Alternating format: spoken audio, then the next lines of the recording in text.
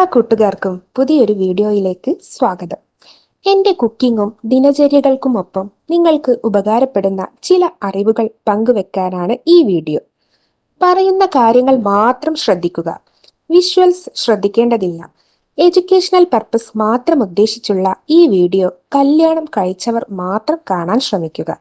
Video ഉപകാരപ്രദമാണ്, മറ്റുള്ളവരും അറിയേണ്ടതാണ് എന്ന് തോന്നുന്നുവെങ്കിൽ ഷെയർ ചെയ്ത് സപ്പോർട്ട് ചെയ്യാൻ മടിക്കരുത്. അപ്പോൾ നമുക്ക് വീഡിയോയിലേക്ക് കടക്കാം. നമ്മുടെ ഇന്നത്തെ വീഡിയോയിൽ പറയുന്നത് ഐസ് സ്പോട്ടിനെ കുറിച്ചാണ്. അതെ, പലരും ജി സ്പോട്ടിനെ കുറിച്ച് ധാരാളം കേട്ടിട്ടുണ്ടാകും. മാത്രവുമല്ല, ജി സ്പോട്ട് എവിടെ സ്ഥിതി ചെയ്യുന്നു, ജി സ്പോട്ട് ഉത്തേജനം എത്രത്തോളം പങ്കാളിയെ കൂടുതലായി ഉത്തേജിപ്പിക്കുന്നുണ്ട് എന്നെല്ലാം വശമുണ്ടാക്കും. എന്നാൽ ഐസ് സ്പോട്ടിനെ കുറിച്ചോ അധികമൊന്നും കേട്ടിട്ടുണ്ടാവില്ല, അല്ലേ? അതെ, സ്ത്രീകൾക്ക് ഐസ് സ്പോട്ടും ജി സ്പോട്ടിനേക്കാൾ ഏറെ സുഖകരമായ ഒരവസ്ഥയാണെന്നാണ് ഗവേഷകർ പറയുന്നത്. എന്നാൽ ഇവ സ്പർശിക്കുവാനോ അതുപോലെ തന്നെ ഇവ ഉത്തേജിപ്പിക്കുവാനോ പെട്ടെന്നൊന്നും കഴിയില്ല. മാത്രവുമല്ല, ഈ ഉത്തേജനം സ്ത്രീകൾക്ക് സുഖമുള്ളതാണെങ്കിലും അല്പം വേദന സംഭവിക്കുന്ന കാര്യം തന്നെയാണ്. അതുകൊണ്ട് ഇതിനെക്കുറിച്ച് അധികം കരുതേണ്ട കാര്യമില്ല. ഇത് ജസ്റ്റ് എന്താണെന്ന് മാത്രമെന്ന് അറിഞ്ഞു വെച്ചോളും.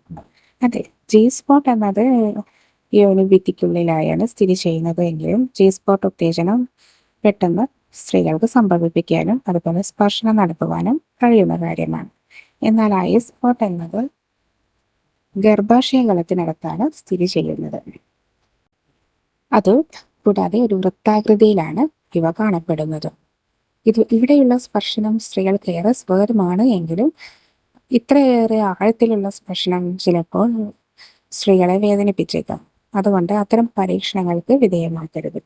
അത് പ്രത്യേകം ശ്രദ്ധിക്കുക.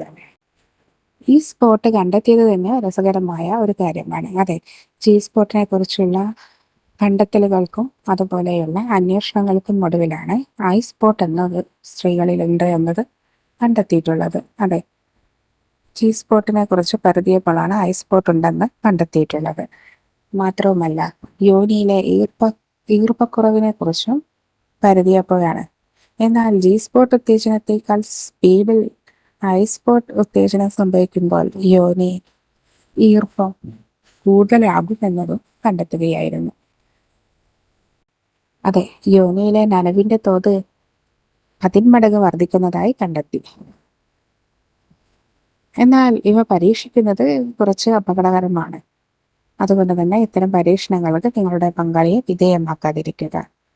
ഇതിനെക്കുറിച്ച് അറിഞ്ഞു മാത്രം വെക്കുക. അപ്പോൾ ഈ വീഡിയോ നിങ്ങൾക്ക് പ്രയോജനപ്രദമെന്ന് കരുതുന്നു. ഇതുപോലെ നിങ്ങൾക്ക് ഉപകരിക്കുന്ന മറ്റു വീഡിയോകളുമായി വീണ്ടും കാണാവുന്നതാണ്. അതിനു മുൻപ് ചാനൽ ഇതുവരെ സബ്സ്ക്രൈബ് ചെയ്യാത്തവരുണ്ടെങ്കിൽ ഉടൻ തന്നെ സബ്സ്ക്രൈബ് ചെയ്യുക. ഞാൻ ചെയ്യുന്ന ഇത്തരം വീഡിയോസിൻ്റെ നോട്ടിഫിക്കേഷൻ നിങ്ങൾക്ക് മുടങ്ങാതെ ലഭിക്കുന്നതായിരിക്കും. അപ്പോൾ ഇതുപോലെ മറ്റൊരു വീഡിയോയുമായി കാണാം. അതുവരേക്കും ബൈ.